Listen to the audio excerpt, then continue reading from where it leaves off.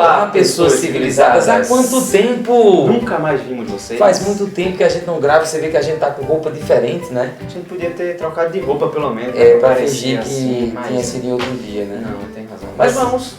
Nós somos um programa com sérias restrições orçamentárias, E né? de tempo. Então, Como fica tempo é dinheiro, nós não temos nem tempo, nem dinheiro. Fica assim mesmo. Exatamente. Qual é a próxima Vamos pergunta? para as próximas perguntas. Ana Adelaide pergunta. Não, afirma. Falem sobre a Copa do Brasil. Ana PFVR. Adelaide. Que Saudade. eu acho que é, por favor.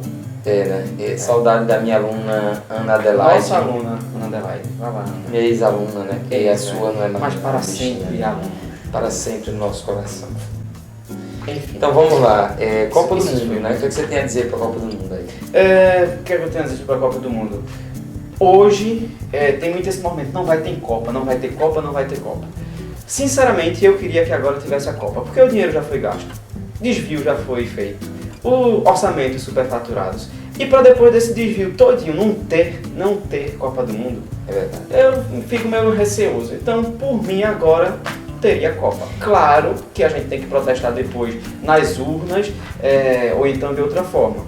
Mas a essa altura do campeonato, para mim, não seria viável não ter Copa. É verdade, é aquela história, né? A gente sabe que muitas obras vão ser superfaturadas, ou seja, se gastou muito mais do que precisava, muito dinheiro vai ser desviado, né? A Copa ela é uma coisa feita, na verdade, para o estrangeiro, né? Para inglês ver. Para inglês ver, sendo que, na verdade, a maior parte das pessoas que vão assistir a Copa, dos ingressos foram comprados pelos próprios brasileiros. Então acaba sendo incoerência, porque você prepara para receber os estrangeiros, mas acaba os próprios brasileiros indo. E é como o Moisés falou, né? A Copa já está aí, ela vai acontecer. Às vezes o que eu não gosto é que muito brasileiro está aí descendo o cacete em todos esses erros que são verdadeiros. E aí quando começar a Copa do Mundo vai estar lá, vestido a roupa da seleção e torcendo pro Brasil. O nome disso é hipocrisia. A gente mesmo vai torcer, vai assistir e vai torcer. Né? Eu gosto de futebol, eu gosto de um evento. É verdade. Mas agora é importante lembrar que realmente é errado, né? E que a gente precisa ficar para não se iludir com esses gastos aí, porque a política faz muito isso, né? Não só faz isso com relação aos jogos, mas, por exemplo, às vezes paga para um grande artista vir tocar na sua cidade, né? E esse artista aparentemente é de grátis, né? E na verdade você sabe que esse artista foi pago com dinheiro da prefeitura ou do governo do estado, pelos impostos. Então a gente tem que ficar sempre atento a isso, para não ser só festa, né? O Brasil precisa de muito mais coisas do que de estágios de futebol como o de São Lourenço da Mata, né? Que fica, como vocês sabem, no meio do nada. No meio do nada. Por enquanto. Não teve cidade da Copa, no caso daquele Recife, não teve nada. E também a gente se preocupa muito, eu vejo muita gente falando, imagina na Copa. Mas a Copa passa. Imagina depois da Copa, o que é que vai ficar realmente para nós brasileiros? De bom e de útil, né? O que é que vai sobrar? Qual o legado dessa Copa? Exatamente. Eu acho que o questionamento vai além do imagina na Copa. É claro que se der tudo errado vai ser uma vergonha para o Brasil. Mas imagina depois da Copa, tem eleição. Então, fica a dica. Hashtag vai aparecer, fica a dica. Fica a dica. Próxima pergunta. Caroline de Moraes afirma, né, também. Peraí, Caroline de Moraes é aquela aluna que eu não faço a minha ideia de quem seja. Sim, ela mesma. Eu conheço. Caroline, um abraço. Então é o seguinte. Astronomia, eventos astronômicos que estão acontecendo, tipo a tal lua de sangue e outros também. Sobre a lua de sangue eu tenho a dizer o seguinte, gente, não confundam fatores científicos com fatores religiosos.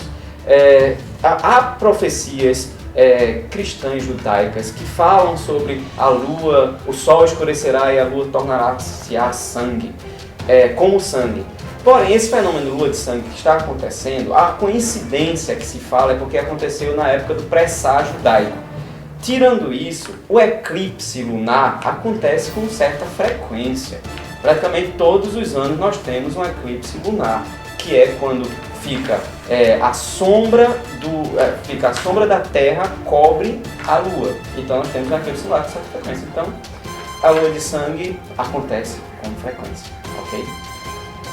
Próxima pergunta, não é pergunta. Timóteo Cavalcante diz, arredondar notas de alunos. Não estaríamos sendo justos. Então, vamos lá. Depois Moisés Barreto diz, gente, esse sou eu, me confundi, peraí. Então vamos lá. Rodrigo Lopes, Viagem do homem à lua, verdade ou mentira?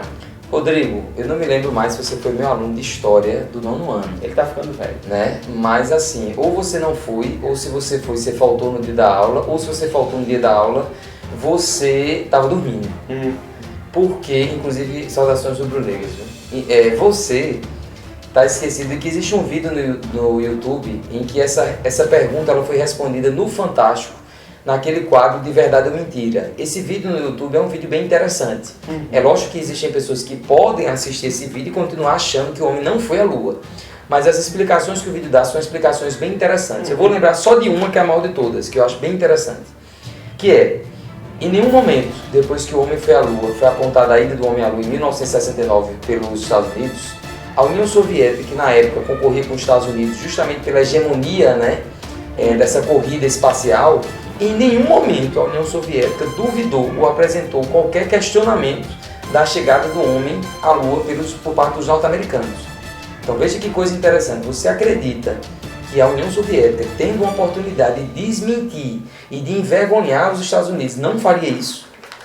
Então, na verdade, essa teoria do homem à Lua é mais uma meio que teoria da conspiração, dentre tantas teorias que existem, né? Como o Brasil vendeu a Copa de 98 para a França. É uma teoria da conspiração, tem gente que acredita até hoje. Exatamente, como a morte de JK. Agora, a morte de Michael Jackson, que a Record está fazendo questão de dizer que ele não morreu. Michael Jackson, né? Isso foi muito estranho. É verdade. Enfim, eu também acho que o homem foi à Lua, até porque existe evidência de painéis refletores que quando se aponta um laser desses grandes projetos científicos, aponta um laser para a Lua, esse laser é refletido. Mas pode ser ETs que... neologismos. Pode ter ET que... Não, pode não. Então... Pode não. Quem sabe. Então, assista o vídeo. Eu acredito que o homem foi à Lua. Você? Também. Então, acredito. Nossa opinião é essa. Próxima pergunta. Lara. Momentos de tensão. Lara pergunta. Falem o que vocês acham sobre a cura gay. É bronca falar sobre esse assunto. O senhor tem medo de ser preso, professor? Rapaz, tem. Eu também. Mas vamos lá. Momento de tensão emocionante, né? Ou seja, agora a gente vai bombar, né? Olha, é preciso separar. Primeiro, uma coisa importante. As nossas convicções religiosas, elas não podem necessariamente se misturar em determinadas discussões. Civis, digamos assim. Né? Isso, vamos dizer assim, laicas civis. Né? Então, uma pessoa religiosa, cristã, ela tem uma tendência a observar o homossexualismo como algo errôneo, algo errado. Então, a partir do momento em que você utiliza as suas convicções religiosas para estabelecer isso, é uma discussão que não vale a pena seguir adiante, porque ela já se encerra. Porque são convicções religiosas. Então, se você tem esses pensamentos por questões religiosas, é um direito que você tem. Todos têm que respeitar o seu direito. O seu direito de pensar assim, e você não pode discutir muito. Mas também é importante lembrar que essa é uma discussão, mesmo quando se tira a questão religiosa, é uma discussão muito ampla. Né? Até porque a própria psicologia ela não consegue ainda ter todas as respostas possíveis para o fenômeno da homossexualidade ou homossexualismo. Você tem até esse termo é discutível hoje, então é um assunto bastante polêmico. É tão complexo que o nome, sociedade, né, não se tem uma definição. Por exemplo, né, o que seria então o homossexualismo? Ele seria, por exemplo, algo de nascença, a pessoa já nasceria assim? Aí tem gente que diz que não, é orientação. Seria uma orientação, seria uma opção. Aí você tem um caso de Daniela Mercury, por exemplo, que foi hétero a vida inteira. Segundo ela, não, né? Mas ela passou a vida inteira, foi casada 2 vezes, teve filho e de repente se casou com uma mulher. E Cláudia Rodrigues, que era homossexual, depois se casou com um homem. Então temos todos esses questionamentos. Eu acho que o mais importante é entender que é um assunto que não se encerra, que ele pode sim ser debatido, mas ele precisa ser debatido com respeito. Eu acho que a palavra-chave é essa. Debate. Exatamente. Com respeito. Respeito à opinião do outro, né? Talvez uma tentativa de compreender por que é que o outro pensa daquela maneira, né? Se o outro pensou, se o outro discordar de você, né? E outra, debata com argumentos. se uma coisa que eu sempre vejo é que as pessoas tentam debater desmerecendo o argumento do outro, ao invés de fazer o seu próprio argumento. Então, se você diz que é possível ter cura gay, saiba por que você está afirmando isso. Se você diz que é impossível ter uma cura gay, que até esse termo até também é outro termo complicado, outro termo polêmico que rodou o YouTube aí nesses últimos... Exatamente. Nós aconselhamos vocês a assistirem um vídeo que tem no YouTube também. Você pode colocar lá cura gay e você vai ver um vídeo que é do pastor Marcos Feliciano. Calma, né? O pastor Marcos Feliciano é uma pessoa extremamente polêmica. Eu estou dizendo publicamente aqui que eu não sou fã dele. Nem eu. No entanto, nem do cabelo dele. Nem do cabelo dele, é verdade. No entanto, esse vídeo dele, ele esclarece muito essa confusão a respeito dessa coisa da cura gay, né? Então, assiste esse vídeo é interessante, ele explica que a imprensa, de certa forma, deturpou o que seria essa espécie de cura gay. Nesse aspecto, ele está correto e eu concordo com ele. Então, isso talvez ajude você a ter uma certa noção do que seria isso, né? Obviamente, não pode se falar do termo cura gay, porque não se sabe ao certo, não se pode afirmar que a homossexualidade, o homossexualismo seria uma doença. Isso é algo que está sendo investigado e que há diferentes interpretações. Ok, Nária. Então vocês vão encontrar pessoas que vão afirmar que é uma doença.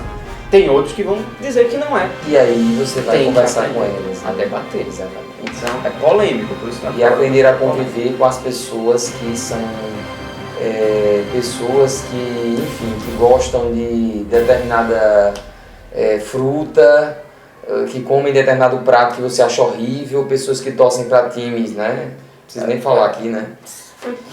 Enfim, pessoas que têm posições diferentes. Sim. Posições políticas diferentes que votam em pessoas diferentes. O que a gente preza muito é que haja respeito e argumentos. Saiba do que você está argumentando. Tenha clareza. Não fique esculhambando todo mundo. Vai falar sobre eleições que vai acontecer agora. Aí vai lá e o que é que faz? Desmerece todo mundo, sai xingando todo mundo. Não, argumente, seja claro, respeite, certo? É isso. Então, encerramos mais um novo quadro aqui do Pessoas Civilizadas, que não tem nome, eu acho que é Pessoas Civilizadas Respondem. Pessoas Civilizadas Respondem. Ficou bom? Pessoas Civilizadas Respondem. Então vamos usar esse nome, Pessoas Civilizadas Respondem.